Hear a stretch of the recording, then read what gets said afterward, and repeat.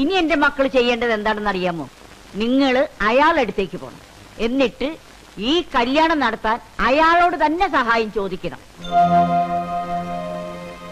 അന്ന് നമ്മുടെ കുട്ടിയുടെ കല്യാണം നടക്കാണ്ടാക്കിയത് അയാളല്ലേ? ഇന്ന് അവളുടെ കല്യാണം നടക്കുമ്പോ അയാൾ വരണം. പട്ടിയെ പോലെ വന്ന് കാവല് നിൽക്കണം. അയാൾ വലിയ അഞ്ഞൂറാനല്ലേ? മിക്കത്ത് എന്ന് കൈനീട്ടിയാൽ ചങ്കും പറിച്ചു കൊടുക്കുന്ന അഞ്ഞൂറാൻ. ചെല്ലേ, ചെന്ന് ചോദിക്ക്. ഇപ്പൊ ചോദിച്ച് അവന്റെ ചങ്ക് പറിച്ചു തരാൻ അയാൾ തയ്യാറാവും.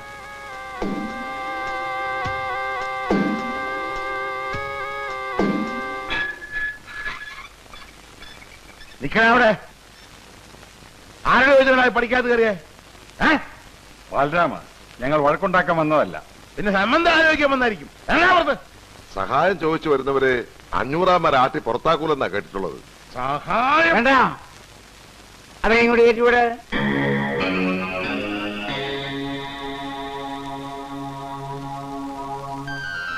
മുതലാളി, ഞങ്ങളോട് ക്ഷമിക്കണം.